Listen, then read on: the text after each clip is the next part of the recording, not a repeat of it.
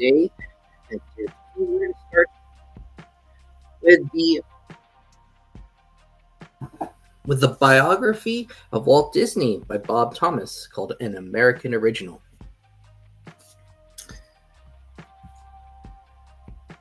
Over the next couple of weeks, we are going to finish the book and talk about all sorts of stuff.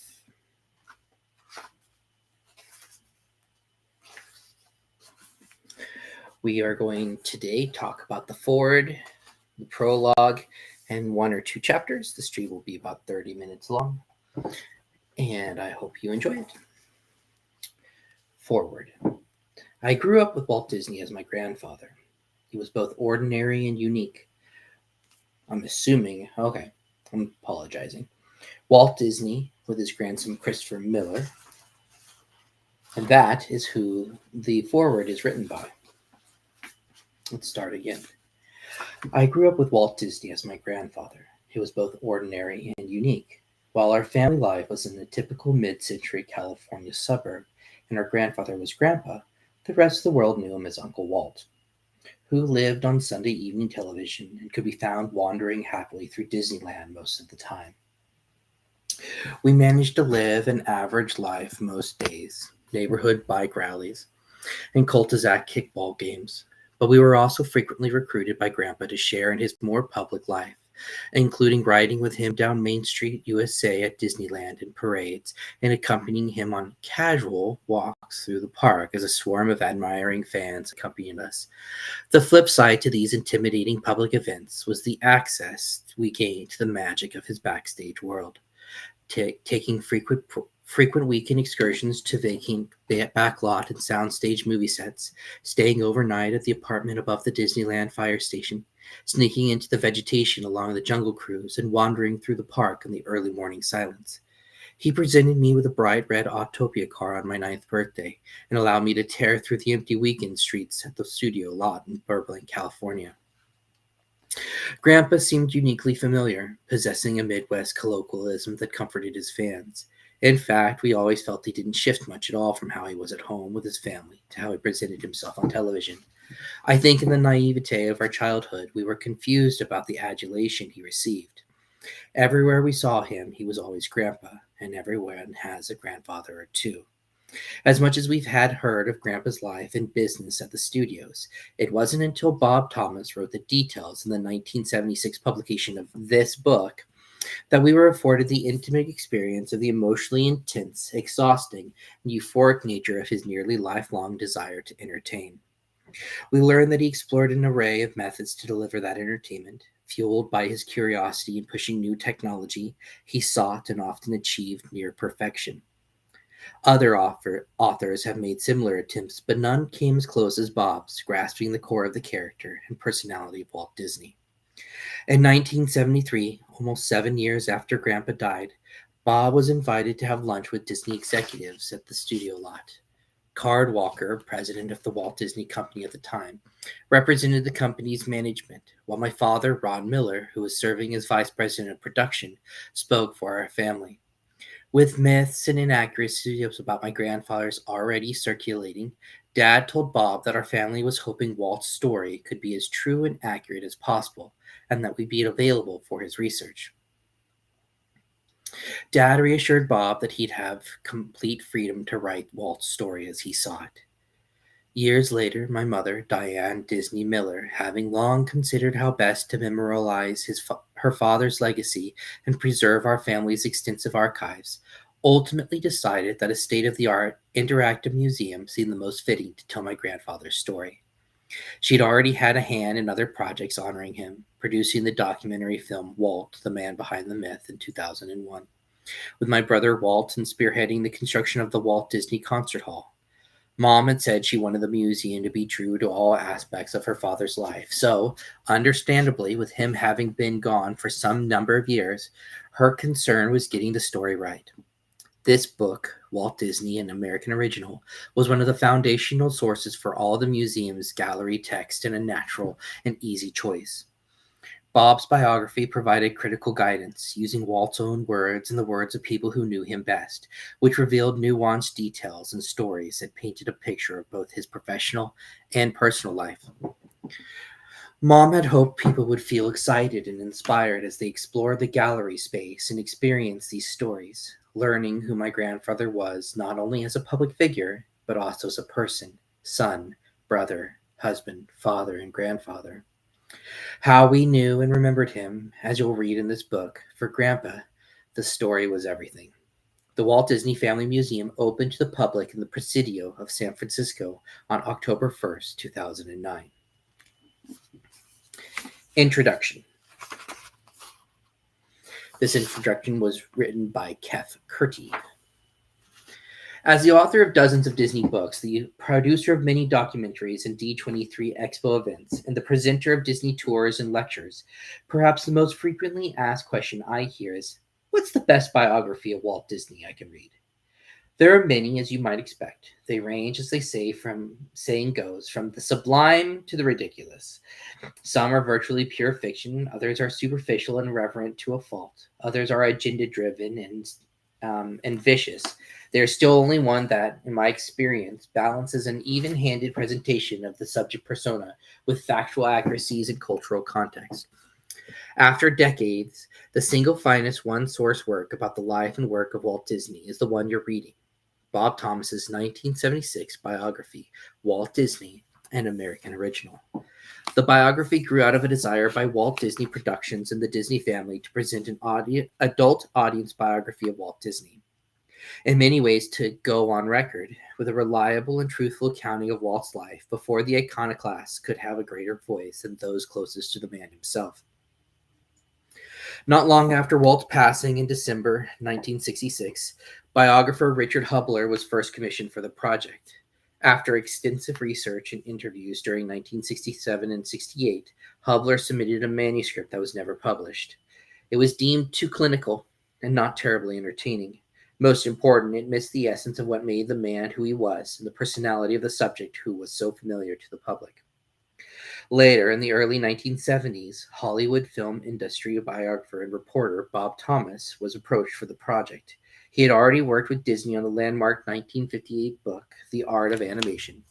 As an Associated Press reporter since 1944, Thomas had frequent contact and interactions with the studio and with Walton himself. He knew the subject, he knew the industry, and the epoch he'd be chronicling intimately. He had eyewitness context. He had earned respect as a journalist. He knew how to imbue his presentation of a subject with its own personality and perspectives, and not his own. He knew how to tell hard truths with objectivity and sympathy. Armed with the interview transcripts and work of Hubler and others, and with full access to the collections and colleagues of Walt Disney, Thomas set to work. Ever the journalist, he did not carry his own agenda. He presented his research facts combined with the erudite truth of his own observation. And knowing his audience, he also wrote in an accessible voice that made the biography an entertaining read. The result is a timeless and skillful portrait of a remarkable man in the context of his times, and a procedural record of how he got that way. It carefully balances Walt's personal and professional identities. It celebrates his achievements and marvels at his genius, but does not shy away from his faults and idiosyncrasies. Bob Thomas had been in Hollywood long enough to know who his subject was, so his biography paints a compelling and explicable portrait of Walt Disney, accurate and truthful without being salacious or derogatory. It is for the reason of that balance that I always return to this work as an authoritative resource. After decades as a Disney documentarian, nearly every project I've had in hand, from books such as Travels with Walt Disney and the Disney Monorail to documentary films like The Boys, The Sherman Brothers Story, to my work on the Walt Disney Family Museum, benefited from Bob Thomas's scholarly work. The testament to the importance of his biography is the degree to which it has corrected, informed, or inspired so many other efforts in telling Walt Disney's story with respect, accuracy, and a proper degree of admiration. Decades after its publication, Walt Disney, an American Original, has never been out of print. It remains the foundational account of the life and work of Walt Disney. Jeff Kurti, February 2023, Arrow Rock, Missouri. Prologue. The prologue was written by Marcy Carricker Smothers, and it starts with a quote. From Mickey Mouse to the City of Tomorrow, the range of Walt Disney's talent was incredible. This biography will attempt to trace the development of his creative process, together with a picture of the man in his time, Bob Thomas. If you could spend one day with anyone, dead or alive, who would that be? My guess is that many of you would choose Walt Disney. Me too. And while it is fun to do the impossible, reading Bob Thomas's Walt Disney, an American original, is the next best thing. I find it fascinating to look at the libraries of Disney historians. It doesn't seem to matter whether their area of expertise is animation, theme parks, live action film, music, the True Life Adventure series, Epcot, or anything in between. There appears to be one constant on the shelves, a copy of an American original. Dave Smith, Disney legend, chief archivist emeritus, and founder of the Walt Disney Archives, presently observed in 1967. As the years passed, I am sure more and more scholars will be inquiring into the realm of Walt Disney's impact on not only American life, but that of the entire world. Bob Thomas's tome explores that realm for scholars and fans alike. Many biographers never meet their subjects. Bob, however, in his own words, had a head start. He enjoyed frequent interactions with Walt beginning in the late 1940s.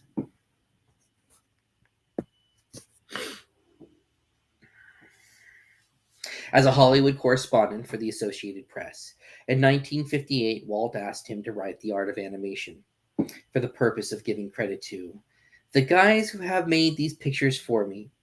Walt suggested they collaborate on a book intended for young readers in 1965 called Walt Disney, Magician of the Movies, and it was published the following year. On Christmas Eve, 1966, a little more than a week after Walt passed away, Bob ended his 5-part series on the man and his muse. Quote, over a period of 20-odd years, I had many such lunches with Walt, and I also tagged along as he prowled through Disneyland. He talked of things present and future and often relived events of his past. He revealed himself as a creator of fantasies, but never as a person. There were two Walt Disneys, public, private. The public Disney put his name and face on his company's product and contributed himself to any exploitation that would aid the cause, but he drew the line on any invasion of his personal life. End quote. Considering all the time the two spent together, it's ironic that Bob came to know the personal life of Walt only after he passed away. It was then, in 1973, that studio executives in the Disney family asked him to write Walt's biography. They gave him their full cooperation, access to private papers, letters, records, and the company archives, all without restriction. Walt's son-in-law and Disney's then vice president and executive producer, Ron Miller, assured Bob, quote, you will have complete freedom to write Walt's story as you see it, end quote. Quote, the heart of the book emerged from testimony of family, friends, and co-workers, explained Bob. The linking interviews Walt gave to his daughter Diane Disney Miller and Pete Martin for a series of articles in the Saturday Evening Post, and later a book, The Story of Walt Disney, proved instrumental to his research. While his brother and business partner Roy O. and Ub Iwerks, who helped create Mickey Mouse, were gone, others involved with Mickey's creation contributed, as did the 9 Old Men, Walt's trusted animators since Snow White and the Seven Dwarfs. The studio nurse, Hazel George, and another of Walt's confidants gave insight that Bob found extraordinary. Walt's widow, Lillian, shared intimate details that did his little sister, Ruth Disney Beecher. It was because of these unique relationships and privileges that Bob was able to express Walt's legacy from a perspective no one else could. Reflecting today, the farther away we get from Walt, I doubt this achievement can be replicated or improved in the future. Thus, it is perhaps the most important biography ever written about the world's master showman. As we celebrate 100 years of the Walt Disney Company, an American original remains a special book. Even among special books, as such, it should always remain in print, and every Disney student, admirer, and historian should read this book at some point in their lifetime. This way, as Bob so eloquently summarized, quote, millions of people the world over will, in Walt Disney's own worlds, know he has been alive. End quote. Thank you, Bob, and thanks, Walt. Marcy Carricker Smothers, February 2023, Santa Rosa, California.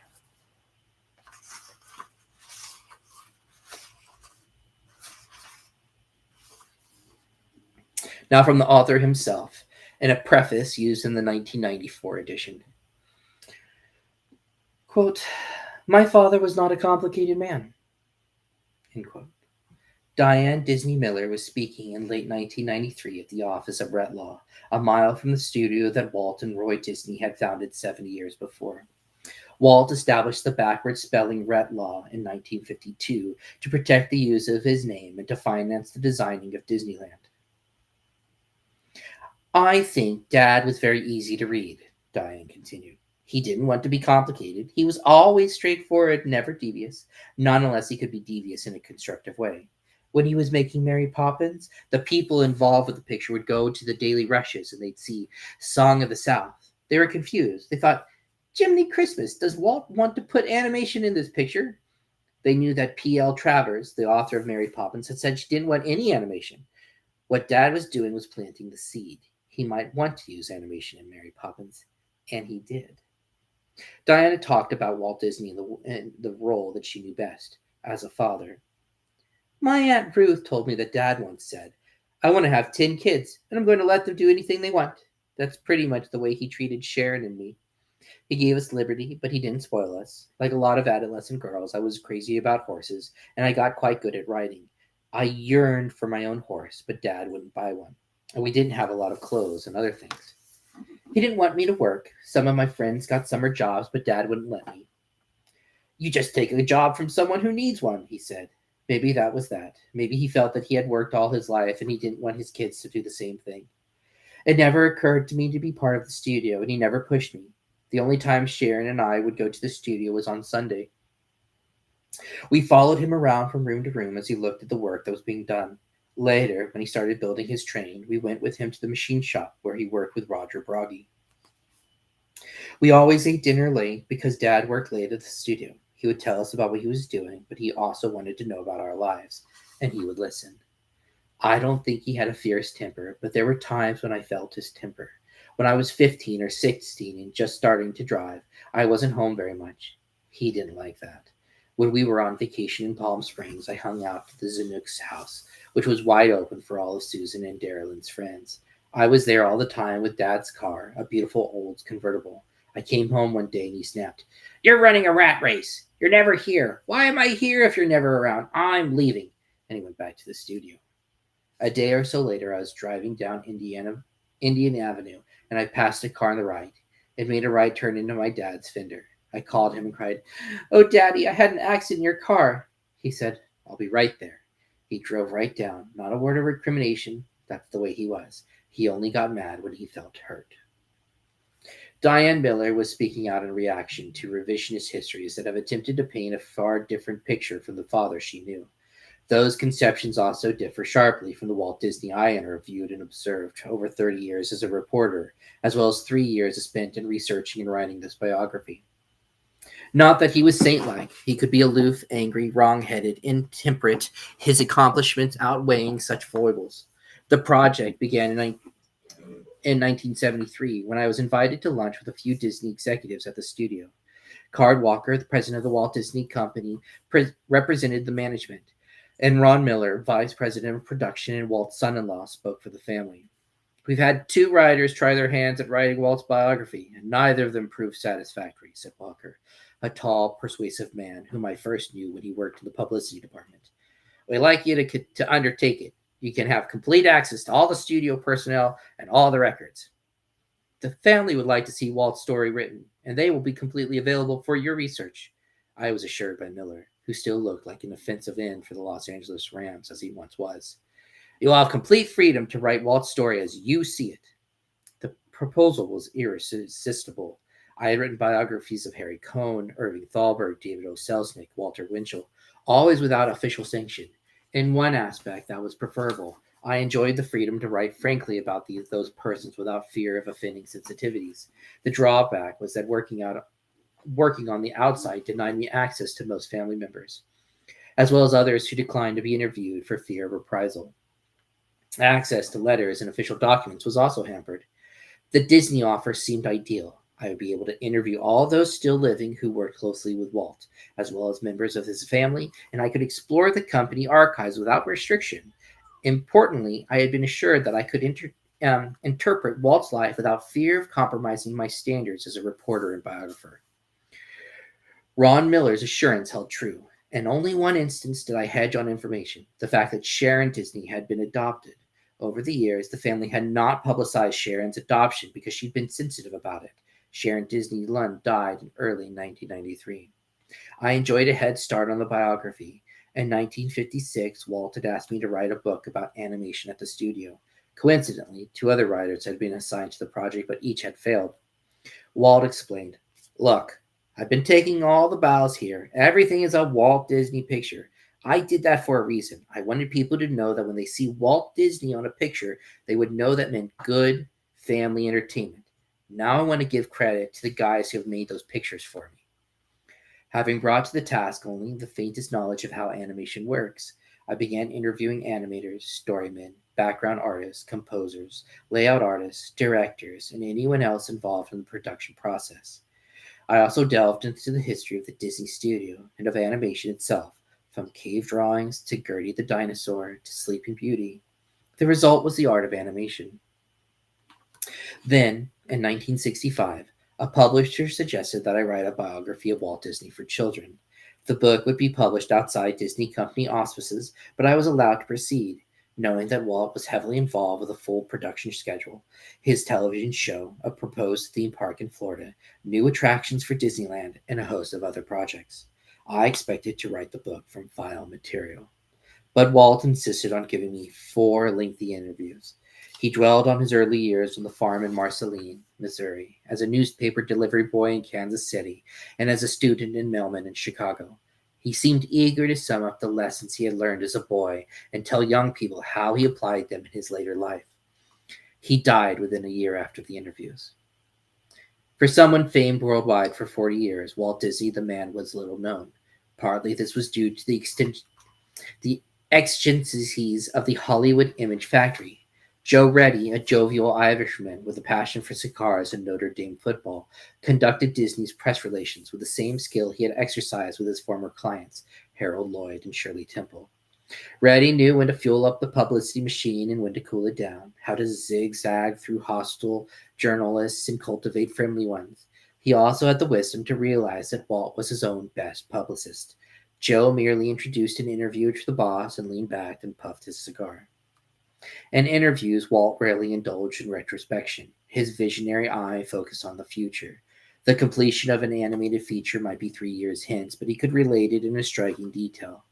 Most of his conversation dealt with future projects, and they seemed to be forming shapes and patterns as he was speaking. So while interviewers came away dazzled by the creative surge of Walt's imagination, they had learned little about the wellspring of his talent. In 1956, Walt gave lengthy interviews to his daughter Diane and Pete Martin, a feature writer of the Saturday Evening Post, for a series of articles in the magazine and later a book, The Story of Walt Disney. Transcripts of the interviews proved to be valuable in my research, so were company records dating back to the earliest years. It was fascinating to read Walt's brave wires from New York to Roy, the give and take of his story meaning for Snow White and the Seven Dwarfs, Walt's angry memo to those responsible for allowing a Disney character to appear in a beer commercial. But, as in any biography of recent personalities, the heart of the book emerged from the testimony of family, friends, and coworkers. My timing was fortunate. Although Roy O. Disney and Ub Iwerks had died, many others could relate Walt's early years were available. Wilfred Jackson and Les Clark had been present at the creation of Mickey Mouse. The 9 old men who had animated the features from Snow White onward still contributed their wonders at the studio. Walt's widow Lillian, his daughters, and his sister Ruth Disney Beecher provided rare views of his personal life. As the interviews progressed, the figure of Roy O. Disney emerged in sharper focus. Less powered by ambition than his younger brother, Roy had been content to remain in the background during most of the studio's history. Only after Walt died and Roy was forced to assume the company leadership did he adopt a more public role. He invariably gave credit to Walt for fueling the studio's creative drive, and he insisted that the Florida park be named Walt Disney World as a permanent tribute. Many realized for the first time Roy's brilliance as a financier after he had assembled the backing for the huge undertaking in Florida. Roy's widow, Edna, and his son, Roy E. Disney, and his co-workers contributed to the portrait of a man at peace with himself and devoted to his brother, despite their sometimes angry disagreements. Unlike Harry and Jack Warner and Jack and Harry Cohn, brothers at odds throughout their lives, Roy and Walt Disney maintained an ideal relationship. With most of the biographies I've had the good fortune to encounter one person who provided extraordinary insight into the character of the person I was writing about. Sidney Buckman, the gifted filmmaker whose career was destroyed by the blacklist, gave me the key to Harry Cohn. Eddie Sherman, longtime manager of Abbott and Costello, helped me understand that contentious partnership. In the case of Walt Disney, the serendipity was Hazel George. She had been the studio nurse, a warm, understanding woman who administered to hangovers, colds, broken romances, and other ills suffered by studio workers. She also gave nightly treatments for Walt's pain neck and their laughing plays, where they discussed happenings at the studio with utter candor. If ever Walt had a confidant, it was Hazel. I found her a few blocks from the studio in a modest apartment she shared with Paul Smith, who was retired and in poor health. He was a brilliant composer who had written music for the True Life Adventures and other films. Smith listened with amusement as Hazel poured out priceless stories about her exchanges with Walt. As you will read in the following pages, Walt Disney was Mickey Mouse, and Mickey Mouse was Walt Disney. Their personalities were inextricable, especially in the first years of Mickey's immense fame. The passage of time brought changes in how the public viewed both man and mouse. In the beginning, Mickey was viewed as fearless, resourceful, hungry for adventure. The mature Mickey became almost sedate, an amused spectator of the comedic antics of newer members of the cast. Now he reigns mostly as an iconic symbol. Mickey has suffered the devaluation of his name into derogatory adjective. That's certainly a Mickey Mouse defense pattern, a football announcer might say. Or an auto repair man could comment, whoever worked on your car before she did a Mickey Mouse job. The term has even entered the dictionaries as describing something as childish, oversimplified, unrelated to reality, etc. The origin of the usage is clouded. Disney archivist Dave Smith has found no conclusive answer. Carl Nader, who was in charge of the educational films in the 1930s and 40s, recalled that a government auditor, after reviewing the overhead charges for wartime films, cracked. That's certainly Mickey Mouse accounting. Smith cited the term Mickey Mouse music, dating back to the early talkies. Mickey Mousing is squirming, punching every movement on the screen with a musical beat. Serious film composers scorn the technique as music by the numbers. It's possible that the adjectival usage merely derived from the complicated and often futile schemes that Mickey cooked up in the early cartoons. The picture of Walt Disney in the public mind also changed during his lifetime and after. At the beginning, he was viewed as an inventive, creative genius whose work was admired by intellectuals as well as the masses. From Disneyland on, he became more of a builder, a cosmic dreamer. A quarter century after his death, the figure of Walt Disney has grown more remote. Some writers have tried to paint a picture of a man far different from the one remembered by those who knew him. If Walt Disney, the man, has grown amorphous in the public conscious, he remains vivid and real to the survivors of the 9 Old Men, the artists who helped create the animation classics. There are 4 of them now, all vigorously involved in a variety of interests. I asked them for their memories of Walt. He was a fair man, responded Ollie Johnson, but he had little patience for anything bad or weak. He had certain giveaways that you could detect. In the animation building, we had chairs with curved wooden arms. If Walt got bored during a conference, you'd hear the drumming of his fingers on his chair arm.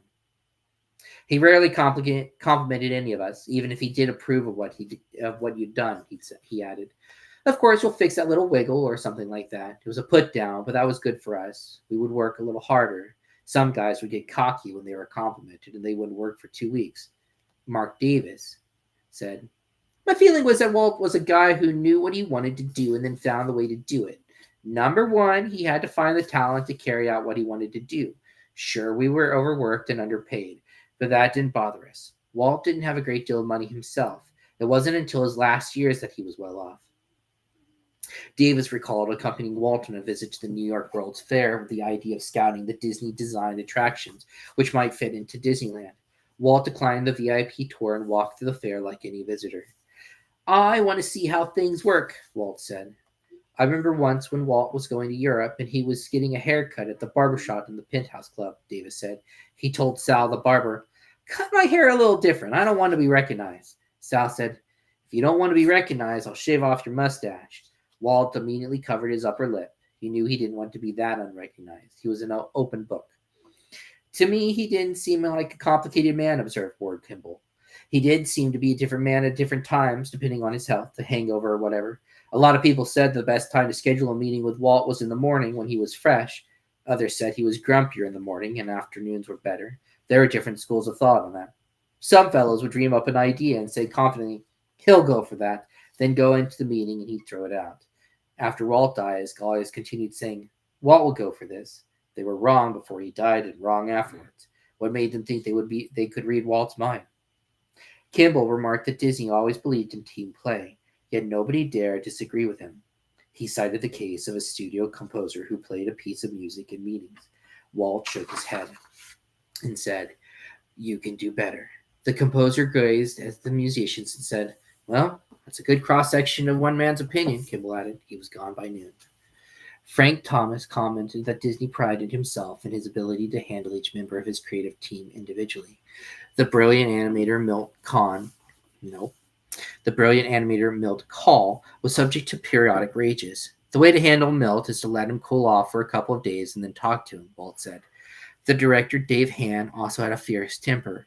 Walt told Thomas, "When Dave gets mad, I always keep my desk between him and me. He's a big guy, and you don't know what he's going to do." Frank Thomas remarked that Disney always sought a positive atmosphere in meetings.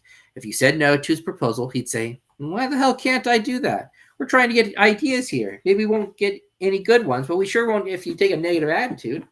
This is the Walt Disney his animators knew, an uncomplicated man. Bob Thomas, January 1994.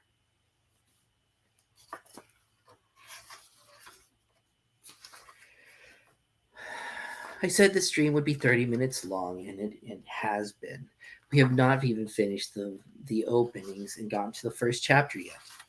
I'd like to finish the foreground and call it for the day. We'll start again next week with the first few chapters and the first section called the Midwest Years. So the last one is the foreground, written by Bob Thomas himself. Disneyland isn't designed just for children. When does a person stop being a child? Can you say that a child is ever entirely eliminated from an adult? I believe that the right kind of entertainment can appeal to all persons, young or old. I want Disneyland to be a place where parents can bring their children or come by themselves and still have a good time. Walt Disney was talking to me as he drove his convertible along a wide boulevard lined with fragrant groves of orange trees. The car's top was down, but he scarcely seemed to notice the cool April morning, nor did he appear to be cognizant of the route he had taken from his Burbank studio to downtown Los Angeles and through the sprawling orchards of Orange County. He had traveled the same freeway and streets with regularity for years. He was intent on describing the pleasure park he was building in Anaheim. "It all started when my daughters were very young, and I took them to amusement parks on Sunday," he told me. "I sat on a bench eating peanuts and looking all around me. I said to myself, 'Damn it, why can't there be a better place to take your children where you can have fun together?' Well, it took me about 15 years to develop the idea." The convertible turned off Harbor Boulevard and entered the vast black expanse which was the Disneyland parking lot. It stretched almost immeasurably with fresh white hash marks indicating spaces for future parkers. At the extremities, steamrollers were gliding back and forth, smoothing the steaming asphalt. Disney brought his car to a halt in front of the entrance, over which a newly painted railroad station loomed. One of the men awaited his arrival was Joe Fowler, a plain-spoken ex-admiral who was construction boss for Disneyland. "How's it going?" Disney asked. "Okay," Fowler replied. "I took a long look all around the park this morning, and I think we'll make the opening all right. Just barely, but we'll make it." "Well, I hope so," Disney said with a wry grin. "Otherwise, we'll have to paint a lot of signs saying, 'Watch for the grand opening of this exhibit.'" "I don't think that we'll have to do that, Walt," Fowler assured. "Just in case, I've ordered a lot of buntings for the openings," Disney said. "That'll cover up what isn't ready." A handsome young Texan, Earl Shelton, said he would fetch a Jeep for the inspection tour. Disney leaned against his car and pulled off his shoes and replaced them with brown cowboy boots. He was wearing gray slacks, black sport coat, and a red checked shirt with a neckerchief bearing the symbol of the Smoke Tree Ranch of Palm Springs. He completed the costume with a white Western-style hat. Disney strode through the passageway under the railroad tracks, glanced around the town square, then climbed the stairs to the train station with me following him. "This will be a nice shady place for the people to wait for the train," he said, looking about the bright, airy station.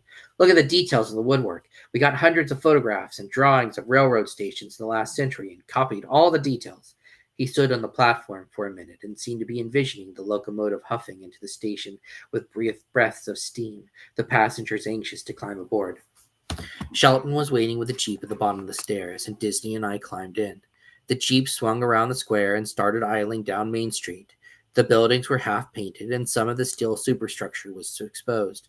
But to Walt it seemed the small town Main Street of his youth, and the turn of the century, Missouri. He described what the stores would be like: an ice cream parlor with marble topped tables and wire back chairs, a candy shop where taffy would be pulled and chocolate fudge concocted in view of the patrons, a music store with gramophones and player pianos, and a silent movie house with 6 screens. He talked in flat, matter of fact tones that were unmistakably middle American. When he described how a part of Disneyland would dramatize itself to the customers, he seemed almost transported. The right eyebrow shot up, the eyes gleamed, and the mustache waggled expressively. He had used the same persuasion in making fairy tales come to life. Now he was telling how the half-finished buildings would soon contribute to the enjoyment of patrons making their way through the park. The Jeep came to a circular park where workmen were straining to lower a huge olive tree into the ground. "This is the hub of Disneyland, where you can enter the 4 realms," Disney said. "Parents can sit in the shade here, and if you want, while their kids go off into any of the other places. I planned it so each place is the right of the hub, you know. When you go to the World's Fair, you walk and walk until your feet are sore. I know mine always are. I don't want sore feet here. They make people tired, irritable. I want them to leave here happy. They'll be able to cover the whole place and not travel more than a couple miles." He went first into Fantasyland, which he admitted was his favorite. The Jeep passed over a bridge and through Sleeping Beauty's towering blue turreted castle. The courtyard of the castle was a jumble of lumber and packing crates and newly painted signs, but Walt saw the place as it would be: a splash of color around reds, yellows, greens. Each ride will have a mural 8 feet by 60 feet. In the middle, King Arthur's carousel with leaping horses, not just trotting, but all of them leaping. The rides will be like nothing you've ever seen in an amusement park before. He described each one in detail. In Peter Pan's flight, you'd fly out the window of the Darling's house, over Big Pin and the Thames, and on to Neverland. In Mr. Toad's Wild Ride, your ancient automobile would crash through haystacks and fences. In Snow White's Adventures, you would visit the dwarf's diamond mine, then travel through the enchanted forest to meet the terrifying witch. In the Mad Tea Party, you would twirl the giant teacups that revolved around each other. Then to Frontierland, through Davy Crockett's stockade, built of real logs and foot-long nails. The Jeep bounced along a dusty road. Disney said stagecoaches would pass this way, trundling through the painted desert, and skirt the banks of the river along a dry Dutch canal. Resting on the bottom was the steel hull of a boat with a steam engine inside and a wooden plank on the deck. The superstructure was being built at the studio. Disney explained, and he described how the Mark Twain would paddle through these future waters like the great Mississippi steamers of another century. In warehouses behind Frontierland, Disney displayed some of his treasures. Two steam engines of 5/8 scale for the Disneyland and Santa Fe Railroad. Surrey's, stagecoaches, trolley cars, all constructed new at the studio. Automatic organs and pianos, hand-cranked kinetoscopes, and penny arcade machines collected by Disney scouts from all over America. Rows of hand-carved carousel horses brought in from Coney Island and Toronto, all of them leaping. Adventureland was a rambling ditch with the suggestions of a tropical jungle on its banks. Disney stepped down from the Jeep and walked along the riverbed, describing to me what the jungle ride would be like. A pilot would take this visitor down the great rivers of the world, past mine temples and through rainforests. Dangers were everywhere: hippos charging at the boat, ears twitching, crocodiles with mouths agape, cannibals dancing on the shore, a waterfall that threatened to inundate the explorers. The adventures became a vivid reality in Disney's recounting. The Jeep drove on to Tomorrowland, where a massive rocket pointed skyward. There, Disney said, visitors would enjoy the fantasy of being transported to the moon and back. Kids who dreamed of driving would be able to do so on a miniature freeway operating gasoline-fueled cars. The tour was over, and Disney conferred with some of his construction men about the day's problems. Then he took off his walking boots and hat and prepared for the drive back to Los Angeles. He took a final look down the unpaved Main Street towards the castle. "Don't forget," he said, "the biggest attraction isn't here yet." What's that? People! You fill this place with people and you'll really have a show. The year was 1955, and Walt Disney was 53 years old. He had already developed the animated film into an art form and had made a massive contribution to the folklore of the world. Now he was on the threshold of another achievement. Disneyland proved to be an unparalleled success, as innovative in the field of outdoor entertainment as the Disney cartoons had been in the world of film. Disneyland, together with the television series that helped finance and publicize the park, brought fiscal security to the Disney enterprise for the first time in its 30 years of existence. Roy Disney no longer needed to importune bankers for money to meet the payroll and fulfill his brother's dreams. Financial jeopardy had never worried Walt, and release from it did not lessen his creative drive. Far from it. In the last decade of his life, Walt Disney pushed himself and his co-workers to new plateaus of creativity. He seemed to consider his time limited, and his impatience to get things done sometimes made him hard to work for. He had little patience with those whose thinking was earthbound. One of his writers observed, Walt Disney dropped an idea. He didn't expect you to pick it up where he left it. You were supposed to move a couple of steps beyond. God help you if you took his idea and ran in the wrong direction. If you did, one eyebrow would rise and the other would descend, and he'd say, You don't seem to get it at all. Disney possessed a remarkable skill for drawing the best from those who worked with him. Many of them were astonished at what they could accomplish under his prodding. Disney never was. He expected the best and would not relent until he got it. The bright sharpness of his vision compelled his workers to achievement. Walt is the best gagman around here, his cartoonist said in awe.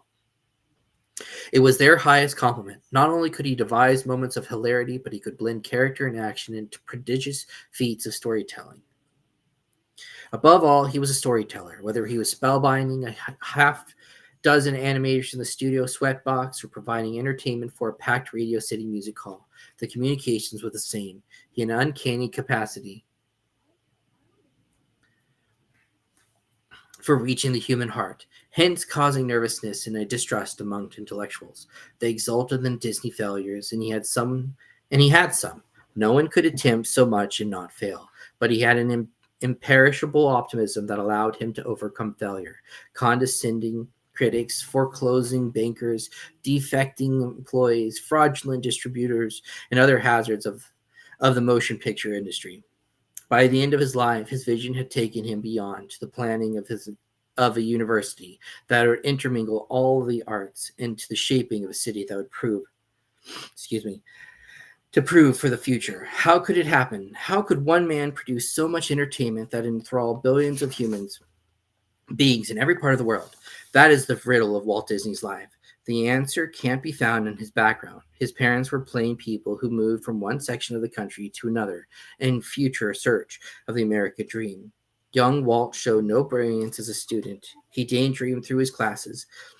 Cartooning proved his major interest, but his drawings were uninspired. As soon as he could hire a better cartoonist, he gave up drawing entirely. It seemed incredible that the unschooled cartoonist from Kansas City, a bankrupt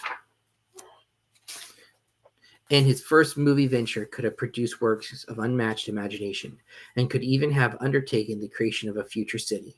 In terms of accomplishment, he might be considered a genius, but the word had lost its impact on the movie world, and even true genius must have roots.